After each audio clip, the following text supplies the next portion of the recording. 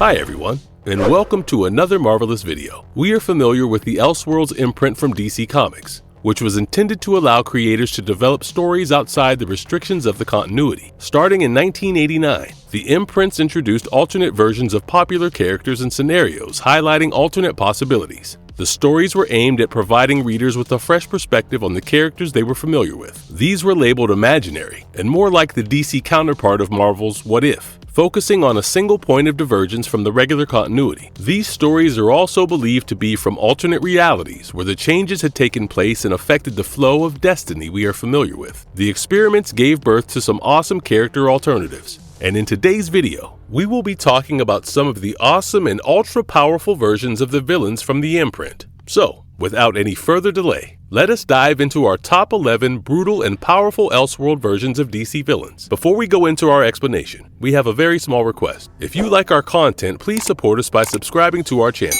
This is a small click for you, but for us, it means a lot. Thank you. Let's begin. Joker, Last Night on Earth. In the Batman Last Night on Earth comic series, the setting is a post-apocalyptic world, and Joker is introduced as a dismembered head who somehow managed to preserve his memories and was pretty much alive. The story revolves around a new Batman who was the clone of the real Bruce Wayne, who instead emerged to be the greatest threat to the world, Omega. It was all after Superman and Lex Luthor planned to settle their differences over a debate over good and evil with the entire human civilization. Lex had used Starro and made him establish a connection with every mind on the planet. There were kryptonite shards below the ground, which would activate on people's thought processes on the matter of good and evil. All the people had to do was to think of either of the words, justice or doom. Based on this, the shards would either kill Lex or Superman. However, the people chose evil and later turned against the villains as well. The remaining Justice League members hid inside the headquarters until Batman decided to open the gates to the angry mob. Several heroes were killed, with the rest living in hiding, and there emerged a new villain in Gotham,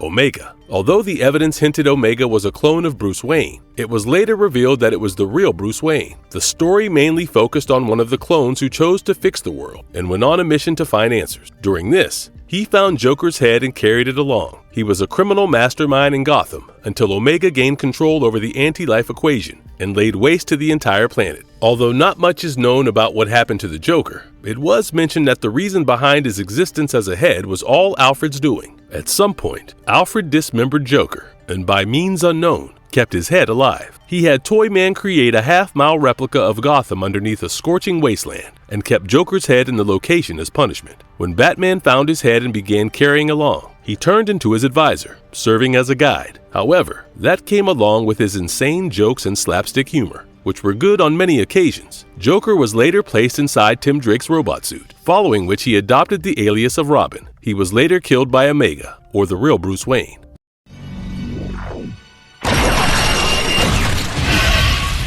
Superman, son of Zod, Justice League, Gods and Monsters. Next, we have the villainous version of Superman, who was the son of General Zod and not Jor-El. Created by Bruce Timm and Alan Burnett, this version of Superman was introduced in Justice League, Gods and Monsters Chronicles episode Bomb, released on June 10, 2015. It was General Zod's drilling into Krypton's core that led to the demise of the planet. He needed raw energy to fuel his war machine, and his actions destabilized the planet's core, which finally erupted the planet. During the final moments of the eruption, Jor-El and his wife, Lara, had made ways to depart their newborn son to safety. They had engineered a ship that would carry the young child away from the planet. However, before Jor-El could implant his genetic code into the egg created by Lara, Zod arrived to stop them and implanted his own genetic code into the egg. The pod left the planet and eventually crash-landed on Earth, but instead of Smallville, it landed on the Mexican-U.S. border. The child was found by a young Mexican couple, Manuel and Rosa Guerra, while they were crossing the borders to the U.S. They adopted the child and named him Hernan Guerra. The couple successfully crossed the borders, and Hernan grew up in the U.S. along with his sister, Valentina. His powers began developing at the age of 8, but his mother told him to keep it a secret. One day, he teased his sister to climb a tree, and then he would take her flying. In an attempt to crack a joke, he dropped Valentina, which led to her lower body below the waist going into complete paralysis. The events had a deep impact on Hernan, and he vowed never to use his powers. He watched a plane crash and numerous other events, but nothing made him to use his powers until one day he was attacked by a drunk mob,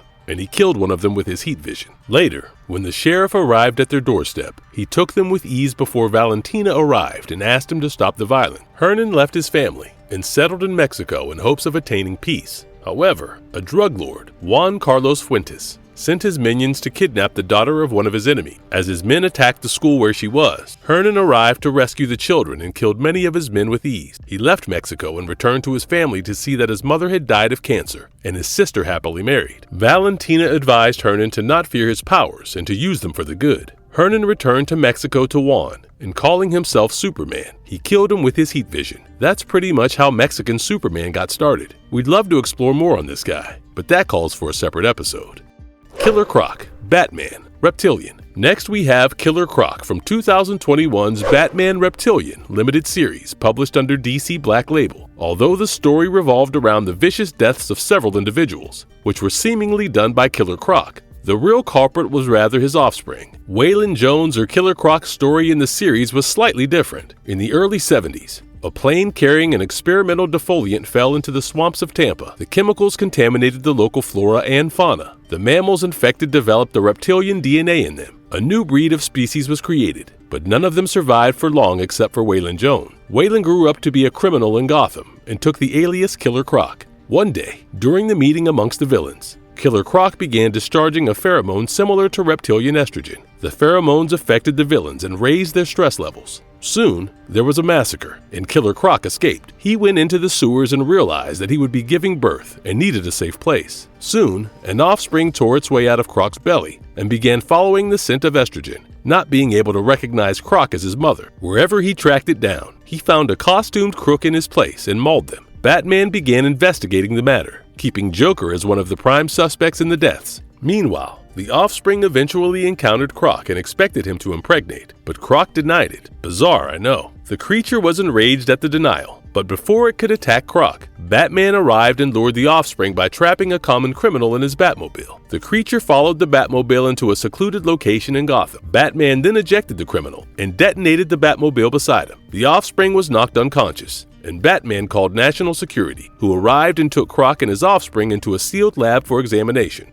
White Martian. When the White Martians were introduced in Dennis O'Neil and Dick Dillon's Justice League of America issue 71, released in May 1969, they brought their vast history of civilization with them. The series portrayed a medieval parallel universe of Earth 118. It was first deduced that, like the Green Martian, they were a unique race, but later changed into the two races being split from one single race, the Burning. The race used fire to reproduce asexually until the Guardians of the Universe, fearing their ferocity, split them into two distinct species, the White and the Green Martian. They also instilled in them a fear of fire, thereby inhibiting their asexual reproduction. The Green Martians were peace-loving, while the White ones were warmongers. Eventually, a civil war broke out between them, which ended with the White Martians being defeated and exiled to the extra-dimensional Steel Zone. Grant Morrison later incorporated them into the Dark Knights of Steel series, along with a new character named Protex, serving as their leader. The series established that once the White and Green Martians resided on Mars in peace, a White Martian named Protex believed his race to be superior and wanted them to rule the planet. His message soon spread amongst his people via telepathy, and then began the Civil War. Even when nothing was left, Protex encouraged warfare until all Green Martians were eradicated. Unbeknownst to him, only John Jones survived. Mars was then completely destroyed, and Protex next set his eyes on the nearest planet, Earth. They arrived at the same time as L's army, and joined hands to orchestrate the events in such a way that the majority of Earth's heroes would die. However, both of them planned to betray each other after the powerful heroes were down. The White Martians instigated a war between Kryptonians on one side and weather wielders of the Kingdom of Storms and Amazonians on the other side. They also sent one of their shapeshifters to attack Bruce Wayne as Prince Kal-El, which resulted in Bruce turning against the Elves. Things went out of hand when a White Martian disguised as Lara killed Hippolyta. The White Martians seized the opportunity and began their attack using weapons made from a crashed kryptonite meteor and subdued the Kryptonians. Bruce also engaged in the fight. Soon, the news of John Jones being alive on Earth reached Protex, and his immediate task was to kill him before he revealed their true nature and weakness to the world. John Jones was then imprisoned by the Queens of the Three Kingdoms, and when Protex arrived to find him in such a state, he mocked him for choosing the path of benevolence. However, before he was about to kill John, the latter sent a message to Kal-El and Bruce via telepathy. The two of them arrived at the scene, and Protex was forced to retreat. The White Martians made another attempt to eliminate the Kingdom of Elves, but only to face their demise. As Protex fought spot near Mount Kristoff, Queen Anissa and Princess Jennifer used their powers to erupt the volcano and rain down fire on the Martian. The White Martians were defeated and imprisoned in the Phantom Zone.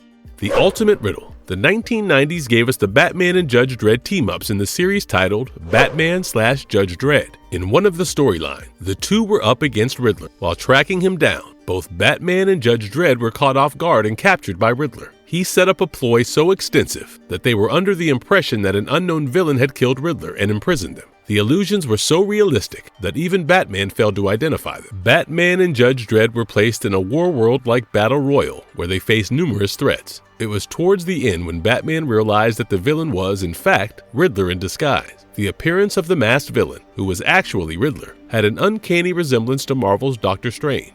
Azrael, Legends of the Dark Knight, Nightfall. The Nightfall was a Batman family crossover published in 1993. As we know, Azrael was a vigilante who took after the mantle of Batman after the latter's spine was broken by Bane. Bane first freed all villains from Arkham Asylum. Batman dealt with each and every one of the villains, which eventually weakened him. He finally faced Batman at Wayne Manor and broke his spine, following which he assumed control over Gotham. That was when Batman asked Jean-Paul Valley to take up the mantle of Batman. Jean Valley eventually became a more brutal version of Batman and slowly began growing insane. He later did not want to give up the mantle of Batman and fought the Bat family to keep it as his. He fought Nightwing and almost killed him before Batman arrived and faced him. The two fought without the mask or armor, which eventually left Jean defeated and surrendering the mantle of Batman.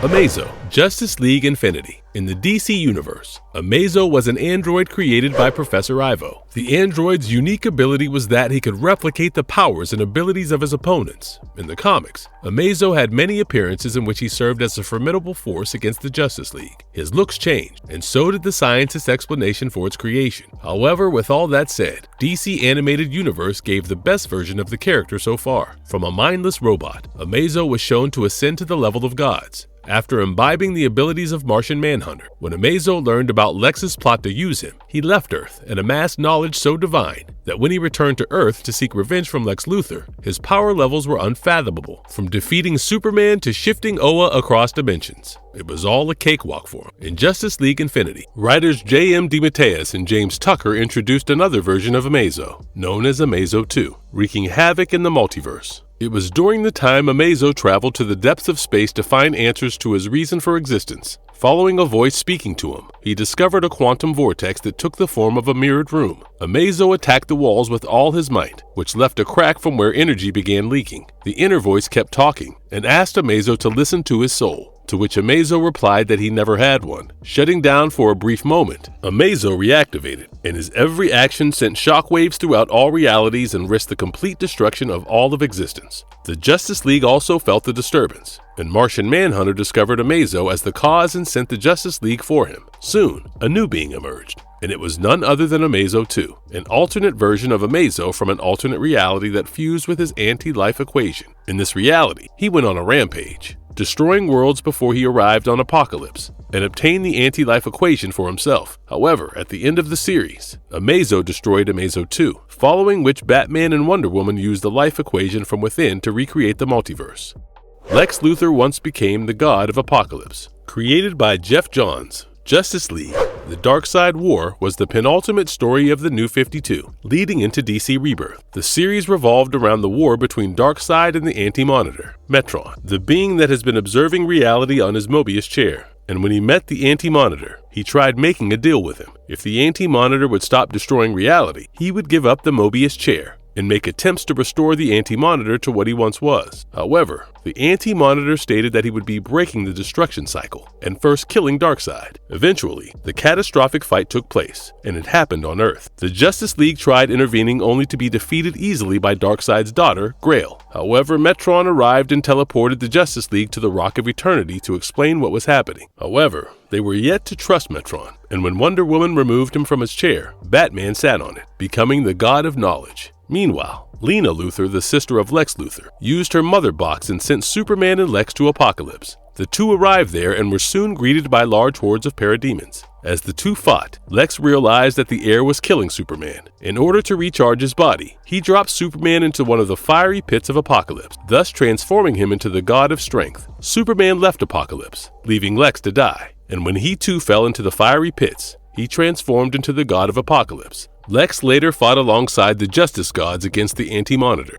The Green Man is a mix of the Joker, Lex Luthor, and a Green Lantern. The Dark Knights of Steel, which showcased a parallel Earth in the medieval period, showcased an interesting amalgamation of three DC characters, the Joker, Lex Luthor, and a Green Lantern. He was the chief advisor of King Thomas Wayne and was considered as a wise and knowledgeable man. However, Luthor was also superstitious and arrogant. Once, a man informed him that the nearby mountain, Mount Kristoff, was about to erupt, but he did not inform the king as his pride stopped him from taking advice from an ordinary man. The volcano did erupt, and the kingdom was about to get destroyed before Jor-El and his wife Lara saved them. The Waynes stripped Luthor of his post and banished him for his reckless arrogance. Luthor then journeyed to the mountain, where he found a magic ring that gave him powers, but also drove him insane. Luthor later attempted to kill the elves, but ended up killing King Thomas and Queen Martha, leading to Jor-El, and Lara succeeded in it. Luthor, aka the Green Man, heard voices from his ring and followed it. However, it was later revealed that the voices were not from the ring, but from an invisible protex to manipulate him to achieve his goals. When he was done, he cut off Luthor's arm, took the ring for himself, and dropped him to death. Lex, for God's sake. More! Lex Luthor, Superman, Red Sun. Superman Red Sun was one of the best storylines for an alternate reality, where Kal-El's spaceship landed on the Soviet Union instead of the United States. Kal-El eventually emerged as a powerful tool of communism, leaving the US helpless against the USSR. In this reality, Lex Luthor was the President of the United States and married to Lois Lane. However, his helplessness against the USSR's ultimate weapon drove him insane and twisted. He made several attempts to take him down, which included teaming up with Batman and even creating Superman's clone Bizarro. He even teamed up with Brainiac, but when the alien ship was about to explode, Superman sacrificed his life in order to save the planet. Later, Lex integrated many of Superman's ideologies into the new philosophy that he named Luthorism, and he formed the global United States. It was followed by an unprecedented age of peace and stability, and Luthor also helped in scientific advancements, including the cure to all known diseases. Lex lived for over 2,000 years, and after his death, his descendants followed his progressive footsteps.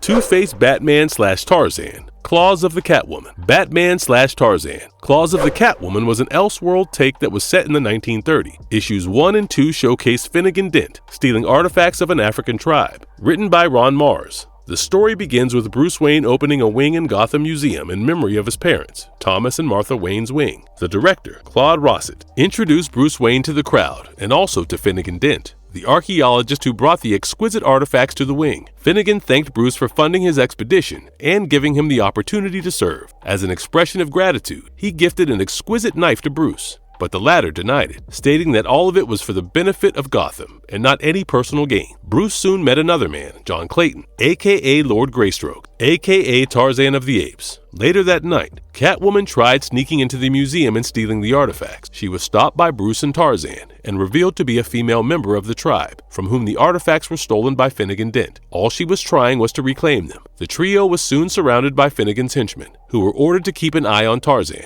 The three fought and left Gotham for Africa. Eventually, Finnegan arrived there and took Princess Kefratari hostage. Batman and Tarzan were helpless, but a lion, who was Tarzan's pet, attacked Finnegan and damaged the side of his face. Finnegan fled and later attacked and killed Kefratari's father. The princess was once again in his possession, and after a lot of effort by Batman and Tarzan, Finnegan was defeated.